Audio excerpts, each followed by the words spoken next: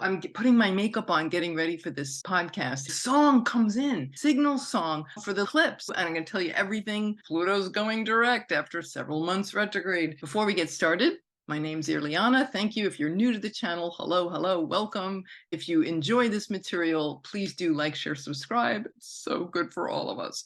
I practice Hellenistic or traditional astrology blended with modern archetypes. I use whole sign houses. If you desire a reading, especially now with eclipse season, two of the most powerful times of the year are always going to be when the eclipses happen. Hit that link button below and we'll get that going for you. Anyway, on October 2nd, we're going to have Mercury coming into an opposition with Neptune and Pisces. So Mercury is very powerful in the sign of Virgo. It's very much about precision with communication. When it rubs up against Neptune and Pisces, it can be some confusion. It can feel like a battle between our words and the ideals, or the things that we want that are ideal that are kind of confused, or there's some deception, or there's some blockage in understanding and clarity. There's a very good, amazing side to Neptune and Pisces, epic art. We want to temper the potential critical side of Mercury and Virgo with some softness and forgiveness. So there's this blending that needs to occur, and we'll get to do that early in the month. The very next day, after that confusion, Mercury goes right into a trine with Pluto in Capricorn, just as it's turning direct. So this is a really key time thinking about this government shutdown. That's very Mercury trine Pluto in Capricorn. At the last minute, Mercury is all about solutions. I would think more in our own lives, like relationship dynamics and the ability to have powerful conversations that are very clear and focused. Coming out of that opposition with Neptune, we receive inspiration and then we bring that forth with some clarity to effect real change. Okay, on the 4th, Mercury then leaves its domicile in Virgo and it moves into Libra. Now that's losing dignity, but it's not an exile or anything. It's actually a really pleasant place for Mercury to be, because he's like the peacemaker, negotiator. At the same time, Mars is going to be conjoining the South Node in Libra. Of course, this is where eclipses are happening, South Node Libra. Mars in its exile in Libra, that is learning how to be patient and non-reactive, and to fight and stand and be passionate for solutions and for equality and fairness. This is what he does best in Libra. Not a bad thing to be in exile. It can serve some great purposes. Overcoming anger issues or impulsiveness. It can also suggest this cutting off of people pleasing and being authentic. Now, these are themes that we're going to be seeing in the eclipses. And by the way, we do have Andrea Michelle coming back. Very excited to have her back. She is our consummate eclipse tour guide goddess, and we're going to be finessing out all of these details about the eclipses. So I'm really not going to dive into it much about the eclipses, just as a save the date, here's the marker. We'll do that deep dive. For those of you coming back to the channel, you know how amazing she is. We're very lucky. Anyway, so Mars conjunct the South Node, a preview of what we're about to experience come the middle of the month. Then on the 8th of October, Venus is finally out of Leo, right? She's been there since what, like June or something. And, testing our loyalties and our love and our relationships and wearing our heart on our sleeve, or do we, or have we not? So that retrograde for about 5 weeks over the summer was having insights revealed to us and realizations about these things. And our brilliance and our self-worth and our creativity, the writer's strike, actors still on strike, all of that creativity, very much up in the mix. I knew when they went on strike, it's like, okay, guys, this ain't going to be resolved very quickly. It's going to take months, and it did. We're all moving forward now. So Venus is out of Leo. She does go into her fall in Virgo. Venus wants kush. She wants the heart and love. Virgo is very intellectual and very detail-oriented, the bean counter, the one that's very discerning. So this is a great place for practicing discernment in relationships. If we've gone wild and thrown our heart out there, Venus and Virgo might say, well, let's come down to some reality and let's be practical around what we love. We could also take it into a more mental, intellectual arena, our love and our social connections, bonding over a book club. Could also be, though, more service focused, working at a food pantry or volunteering. We could find social connections that way. Watch for pickiness. It's good for discernment. Be careful that we're getting too much worked up with anxiety that could interfere with our ability to feel and connect with people on an intimate level. The 8th to the 10th, Mars in Libra is going to square Pluto in Capricorn. I mean, this is just as Pluto's getting ready to turn direct. Whenever Mars squares Pluto, it's always a power dynamic. We've been seeing this for months. Pluto squaring the nodes and then Mars jumping in there. So this is definitely another loud power struggle. We've seen it with governments, the passing of Dianne Feinstein, Mitch McConnell getting ill again. You can see these struggles about the old guard hanging on, the archetypes at play here. It's obviously happening everywhere. And these power trips that are happening that are pushing us what needs to fall away and what needs to evolve. With Mars and Libra, it very much speaks to a strength about feminine power and equality and fairness. Just as Pluto stations direct. Pluto is stationing direct at 27 degrees, 53 minutes.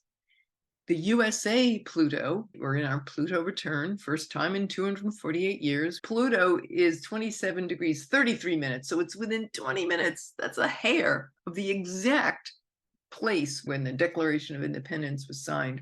So this is definitely this huge revolution in consciousness, in the status quo, in the very structures of society and the very underpinnings and the unconscious dynamics and power dynamics that have been at play for quite some time. Pluto is going to be moving forward, and with Mars squaring it as it moves forward, it's like, yes, it's time to take action. It's time to take action for fairness and for harmony and equality and peace and compassion, like infusing that into our new structure of society. We'll have to incorporate equality and fairness for all.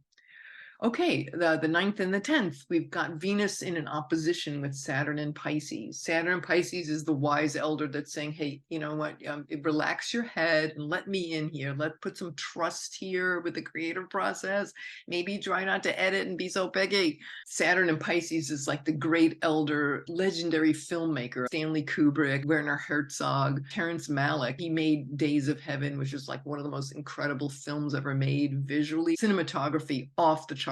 These are iconoclastic film directors. They deal with great art and they don't give a damn about budgets. So Venus in Virgo is kind of like the person with a clipboard, some studio bean counter, little nerdy glasses. Excuse me, Mr. Kubrick, Mr. Herzog, we're a little over budget. And he's like, screw the budget. The clash between fantasy and reality of, yes, we want a vision, but we also have to be practical. How can we marry those two things? The inner Kubrick in our world that wants to come out will have to deal with the bean counter for those couple of days there in the middle of the month. The 12th of October, Mars goes into Scorpio. So he leaves exile and he goes into one of his domiciles, Scorpio. It's yin, intuitive, water sign. So this is very deeply felt emotions. You have to remember, Mars is now the ruler of the North Node. So what we want to move into is action, being very willful and focused. And what are we focused about? Stepping into our power involves crisis. Crisis and opportunity, same word in Chinese. So we use crisis not as a place to drown ourselves in drama. What we have to do is use this as fuel. This is the fuel for transformation. Let crisis be the opening for an outrageous transformation. We have to lose ourselves, go into that unknown, and just trust and know that there is gold in them our hills. So there is reinvention, there's transformation, there's reprogramming, trusting our instincts. This is something that Mars's journey in Scorpio, especially as it's happening in the eclipse season, is really showing us. Okay, the middle of the month, 12th to the 14th, right before the eclipse, Mars is going to trine Saturn and Pisces, the wise elder, the one that's patient, that wants creative and incredible visions and visionary things that last, right? Saturn's all about longevity. So Mars and Scorpio, it's that passioned drive to focus ourselves on what's the longevity. It has its eye on the big picture. When it makes that trine, there's this Jupiterian blessing and an ease that it can get its work done. The ability with Saturn and Pisces to think long-term, to infuse this with long-term goals and achievements. Solar eclipse in Libra the next day, South Node solar eclipse. So this speaks to releasing, and it might involve a sacrifice. So what does that look like? Well, actually, this is where I come to the song that came as I was putting on my eyeliner. I just kind of dropped into my pituitary. I don't know, I don't look for these things, but they're great when they do happen. And I'm very grateful. Thank you, Saraswati. Whoever it was, thank you. It's like one of my favorite songs. Okay, you ready? It's the original 1966 when Saturn was in Pisces. Great art. Nancy Sinatra. What was her most famous song? These boots are made for walking. It was a #1 hit. And it's vintage. You got to see her with her micro mini South Node solar eclipse in Libra. These boots are made for walking. And that's just what they'll do. One of these days, these boots are gonna walk all over you. What does this have to do with the eclipse? Because this is where we are getting rid of nice. And that North Node conjunct Eris is like, no, we ain't wearing no velvet party dress here, man. We're going to be ourselves, and we're going to take action, and we're not playing cute, and we're not backing down, and we're not compromising. The loss of these lovely, shallow, everything's fine, social graces. There's no authenticity there. There's no transformation there. We'll get into more of this with Andrea Michel, but of course, all eclipses are about major endings and major beginnings. So there's a new dynamic that's emerging, and it involves the falling away of these old stuck patterns of the way women were taught to behave and to be nice. So yes, Weird Barbie, yes, Nancy Sinatra. I'm not telling you should step on people, but it's symbolic. You're not going to be walked all over. So yes, new relationships and collaborations. It speaks to this new dynamic that is being birthed. One of my favorite sayings with an eclipse from my dear friend Renee, she was one of my first astrology teachers. Eclipses bring magical, incongruous, nonlinear change. So yeah, they're wild cards. So this is what's coming, the tenor of what's coming. Moving on, the progressed sun of the USA, as this is happening, as this eclipse is happening, right within a few days of the eclipse, in the eclipse window, the progressed sun of the USA, which is where the sun has moved since our founding in 1776, where it was at 13 Cancer, and it's moved around the clock to the 4th house in 1819 Pisces. The progressed moon is going to conjunct that next March. That's huge. That speaks to so many fascinating things. Some of them can look a little scary, some of them, but there is an element and a dimension of that is very, very transcendent. And I feel that I need to talk about that because I'm here to give people hope and encouragement, not sugarcoating, being real, and knowing that there is a lot of, we're seeing a lot of darkness and a lot of collapse, but there's something beyond that. So we want to make sure that we temper these conversations and awarenesses with this other dimension that is emerging. As things are falling apart, something else is coming in. And I'll talk about that in depth at another time, but I just wanted to give the heads up. The progressed sun, 19 Pisces, it's a mutable sign. And what that means, I've done a lot of research on it, and I'll get into that in another time. But just to say that in this eclipse season, in between the solar and the lunar eclipses, we are reaching this point with the USA, with this kind of dissolution, and it's really, like I said, not to be afraid. There is hope here. Jupiter is the ruler of Pisces, so there is hope. And we're going to talk more about that. So anyway, finishing up this chat on the 19th and the 20th of October, we have a cazimi, the sun and the Mercury. Mercury will be in the throne room of the sun in the sign of Libra. So there's some really deep illumination and profound insights about our communication skills and how do we negotiate? How do we compromise in a powerful way? How do we accommodate others? When do we not accommodate others? So there's speaking, listening, social connections, intimate relationships, and partnerships. It's all in the mix. So we're taking that, the illuminations that our thinking mind receives around fairness, equality, and all that beauty, love, connection. It rolls over to 2 days later, 20th to 22nd, the sun and Mercury together are going to square Pluto. So Mercury is under the beams. You can't see Mercury just yet, but the sun and Mercury in Libra, squaring Pluto. Here it is again, that power struggle. This has to do with our thinking mind and how we connect with others, say in the marketplace, with our siblings, our relatives, our neighbors, all things mercurial, curiosity, knowledge, learning, right, in a square with Pluto and Capricorn. So this fairness is being challenged again by this dying patriarchy, late stage capitalism. It's all being brought up because there's something new that's coming up, that's evolving, and the old ways are passing away. It's not bad or wrong, it just is what it is. The 21st and the 22nd, the two benefics trine, Venus and Jupiter. Venus is in Virgo, Jupiter's in Taurus, and they haven't been together in a year in a trine. It's been almost a year. It speaks to abundance and faith and the ability to use our social connections, perhaps to problem solve. We discover new things about how strong we are and how resilient we are, and the knowledge that comes with that. And that's coming about a week after the eclipse. And then on the 22nd, Mercury enters Scorpio, the ability to be having very deep penetrating insights and deep conversations with ourselves and others. The next day, the sun enters Scorpio. So now you're going to have, by the end of the month, you'll have a lot of Scorpio energy. That's deeply transformative, cathartic. It could be explosive. No water cooler talk here. Mercury and Scorpio, forget about it. Ain't no water cooler talk. You got the sun there to shine even more light and vitality to that, to the process of transformation. You got Mercury and Mars and domicile, all three, the three amigos together. That's a lot of, that's spicy. So we can expect some deep, intense, sometimes painful conversations, but things that need to change, toxic subconscious patterns of how we speak and think and relate to one another. Always with the eye on action, right? Mars demands action. There's a sense of being driven to reach goals. There could be some secrets that are revealed. So, like I said, it's all good.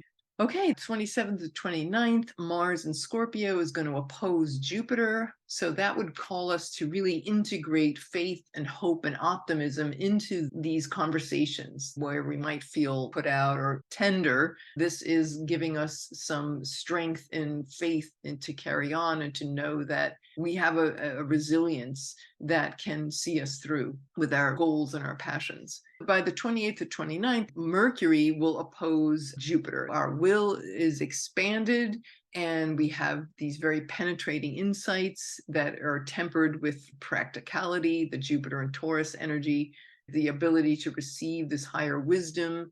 The end of the month, we have our lunar eclipse. Andrea will have another episode with her on the lunar eclipse, and that's the final eclipse of the Taurus Scorpio eclipse cycle. So we won't see that eclipse cycle back for 9 years.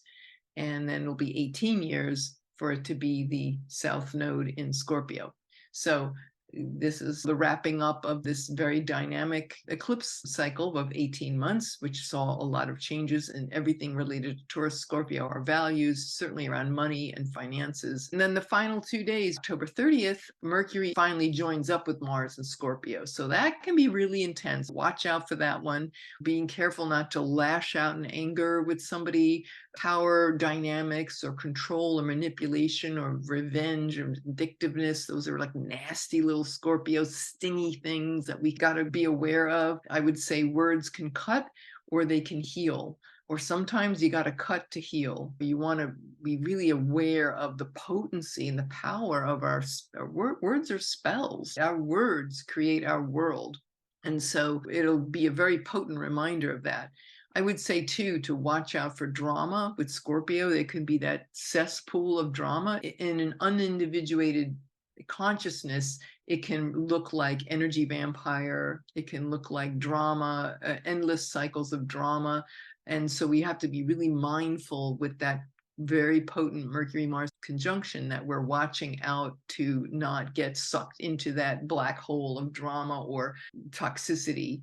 And then October 31st, Venus is going to trine Uranus. So Venus trine Uranus can bring some real breakthrough solutions regarding, goodness, maybe, our food supply. When I think about Virgo, I think of agriculture and harvest. Venus being around money and resources. And so we might find some outrageous, innovative solutions to these things, certainly bringing surprising, could be a disruption or surprise that eventually liberates us and has us thinking in new directions.